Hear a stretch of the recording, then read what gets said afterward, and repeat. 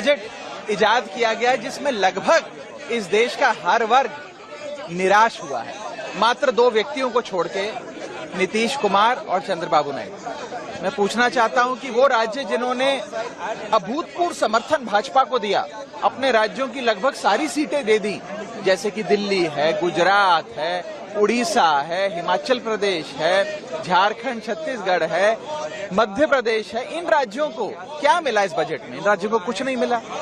और जिन राज्यों ने भाजपा को इतना समर्थन नहीं दिया, या जिन राज्यों के समर्थन से सरकार मुश्किल से चल पा रही है, जैसे कि बिहार और आंध्रा, उनको सब कुछ लुटा दिया गया। तो इससे तो यही सार मिलता है कि जो राज्य भाजपा को कम वोट देता है उसे ज्यादा दिया जाएगा, तो आगे के लिए सीख ले लीजिए। और दूसरी चीज, जहां तक एक आम नागरिक की बात है, इसमें कोई दो राय नहीं है। आपका इकोनॉमिक सर्वे भी, CMI की रिपोर्ट भी, और जितने भी ये एजेंसीज हैं, इनकी जो भी सालाना रिपोर्ट्स आती है, साफ बताती हैं कि इस देश में आय तो बढ़ नहीं रही, लेकिन महंगाई बढ़ती जा रही है।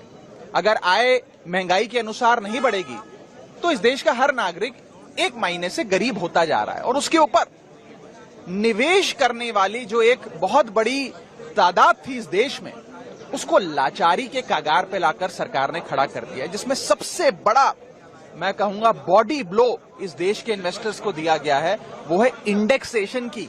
जो लाभ आपको दिया जाता था वो आपसे छीन लिया। इंडेक्सेशन छीनना इन्वेस्टर्स पे टैक्स लगाना नहीं, इन्वेस्टर्स को पीनलाइज करने जैसा है। आप इंडेक्सेशन रिमूव करके एक महीने में इन्फ्लेशन पे भी टैक्स ले रहे हैं। यानी कि आज तक आप खाने की कोई वस्तु खरीदें, कोई सुविधा खरीदें या इनकम कमाएं, उस पर तो टैक्स देते थे।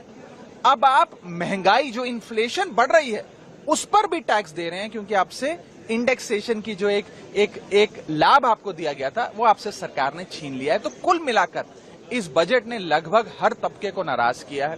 सर, दिल्ली के हिस्से में क्या है? दिल्ली के हिस्से में खास तौर पे, दिल्ली वो राज्य जो शेयर इन सेंट्रल टैक्सेस में लाखों करोड़ों रुपए केंद्र सरकार के खजाने में जमा कराता है, दिल्ली वाले जमा कराते हैं, उनका शेयर इन सेंट्रल टैक्सेस जो उन्हें मिलना चाहिए, उसके लिए कुछ भी नहीं मिला। वो 20 साल से जितनी राशि मिलती थी, करीब 350-400 करोड़ मिलती है, बस उतनी ही मिलती है।